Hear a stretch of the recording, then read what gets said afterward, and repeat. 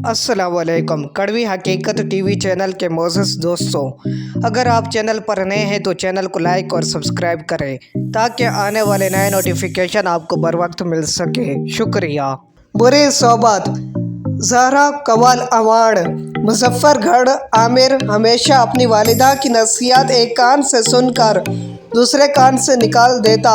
सब घर वाले उसकी इस आदत से बहुत तंग थे। वो घर की सारी जमा पूंजी अपने नशे की बुरी आदत में सर्फ कर देता।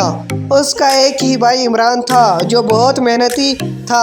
आमिर के वालिद 3 साल पहले वफ़ात पा गए। उनकी वफ़ात के बाद इमरान ने अपनी तालीम अधूरी छोड़कर घर का खर्च संभाल लिया।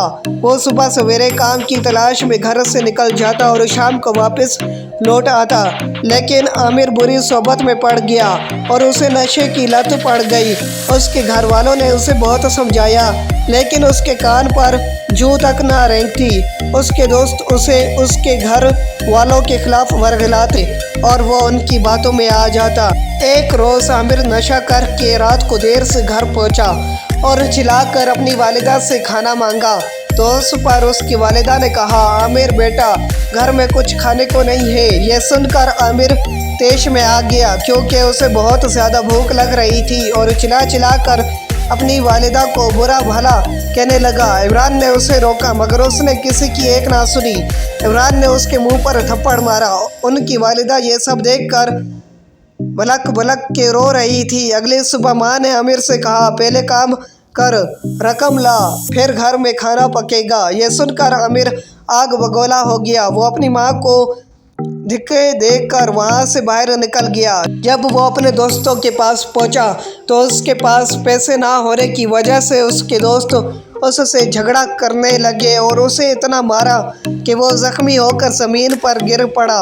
वो गली में बेहोश पड़ा था। तब चचा करमदाद का वहाँ से गुजर हुआ। उन्होंने आमिर को इस हालत में पाया और वो उसे अस्पताल ले गए और वहाँ से जब उसके घर में उसकी माँ को बताया तो वो बहुत परेशान हुई। जब इमरान वापस आया तो उसके हाथ में मिठाई का डिब्बा था और वो बहुत खुश लग रहा था क्योंकि उसकी एक फैक्ट्री में नौकरी लग गई थी। उसकी वालिदा बहुत खुश हुई, लेकिन जब इमरान को आमिर की इस बात का इल्म हुआ तो वो बहुत परेशान हुआ।